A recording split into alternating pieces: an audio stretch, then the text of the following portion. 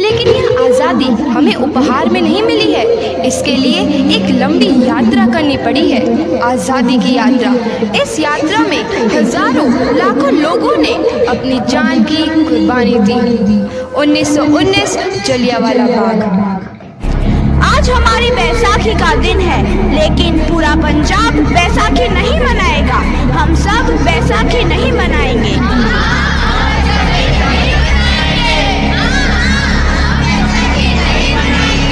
जब तक हम अंग्रेजों को भारत से बाहर नहीं निकाल देते, पूरा पंजाब बैसाखी नहीं मनाएगा। अच्छा, तो तुम सब हमारा विरोध करता है। भाग जाओ यहाँ से, इसका अंजाम बहुत ही बुरा होगा। हम नहीं जाएंगे, तुम लोग जाओगे। हमें नहीं, तुमको भारत से भागना होगा। Soldiers fire!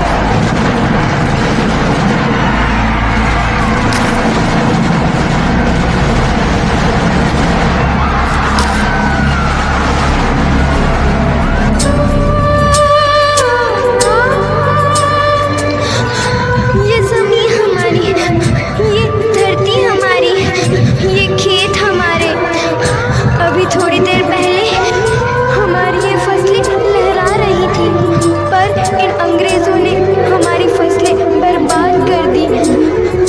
इन अंग्रेजों ने एक ही झटके में इन सब फसलों को काट दिया।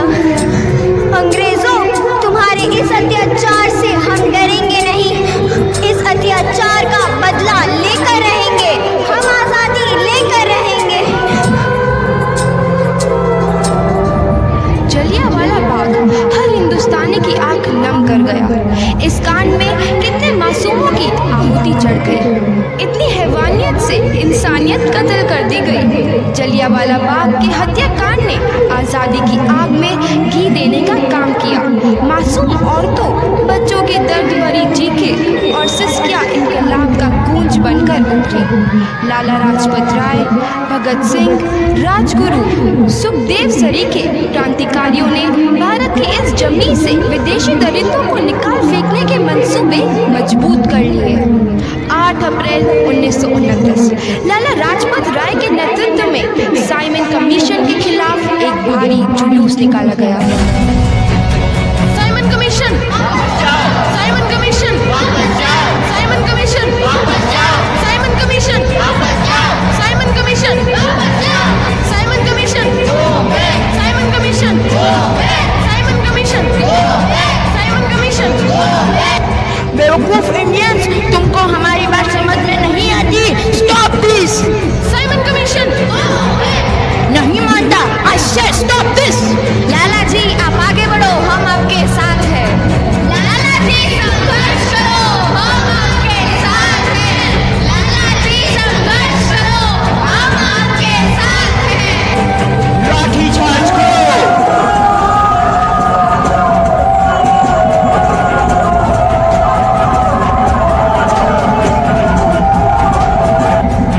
अरे लाला जी को तो बहुत गहरी चोट लगी है, उनका सर फट गया है। मेरे शरीर में लगी एक एक लाठी अंग्रेजी सरकार के कफन में कील का काम करेगी। ये आज़ादी की लड़ाई रुकनी नहीं चाहिए। ये जिम्मेदारी मैं तुम सबको सौंप कर जा रहा हूँ। लाला लाजपत राय की दर्दनाक मौत के बाद भगत सिंह, सुखदेव, राजगुरु वतन के इन मतवालों के खून में ऐसा उबाल आया जिसका सामना करना अंग्रेजी सरकार के लिए मुश्किल हो गया। अंग्रेजों को करारा जवाब देने के लिए स्कॉट और सैंडर्स को मारने की रूपरेखा रची गई।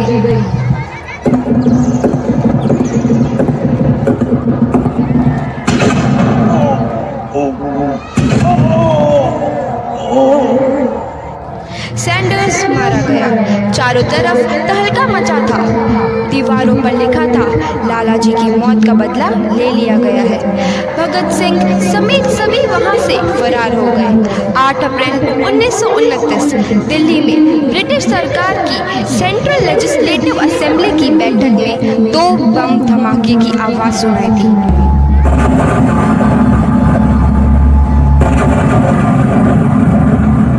इन धमाकों ने अंग्रेजी हुकूमत को हिला कर रख दिया। इस घटना को अंजाम देने वाले भगत सिंह, राजगुरु और सुखदेव ने अपने आप हवाले कर दिया। 1930 को अदालत ने अपना फैसला सुनाया।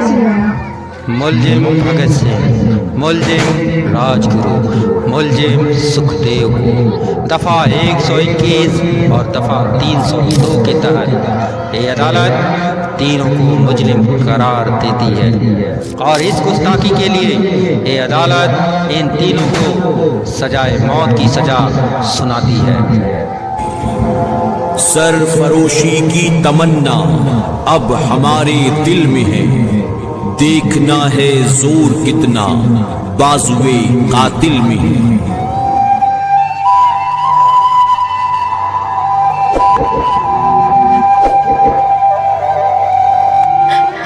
पुत्र की हाल तेरा, मैं चंगा हूँ माँ, फिक्र करने की कोई गल नहीं। पुत्र, मेरा दिल तेरी तरह पत्थर दिल नहीं होगा। तेरी ये गला सुन के मेरा कलेजा फटे जा रहा है। माँ, मेरा दिल कोई पत्थर जैसा नहीं है, एक वतन परस्त का दिल है जो मेरे देश प्रेम के जज्बे को ताकत देता है। बेटा, मेरा लाल।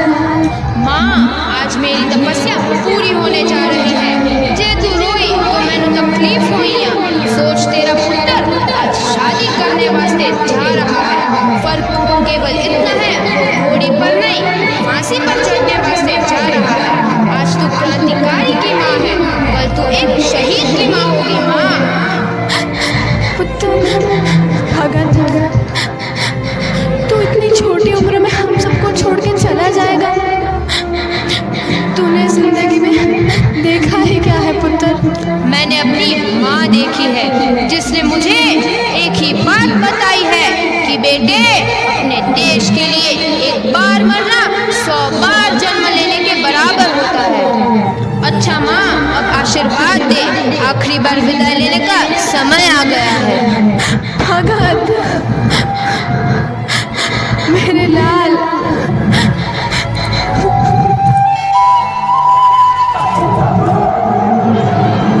भगत सिंह, तुम्हारी कोई आखिरी ख्वाहिश?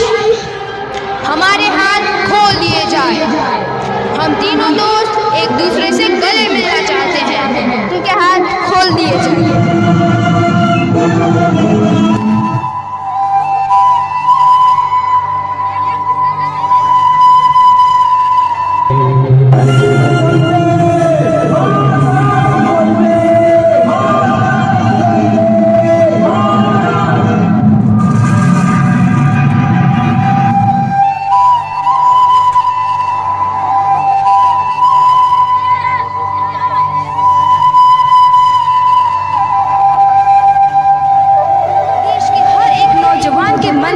आज़ादी की नई उमंग हिलोरे लेने लगे। अंग्रेजों भारत छोड़ो का नारा जोर पकड़ रहा था। सबने एक आज़ाद भारत का सपना देखना आरंभ कर दिया था।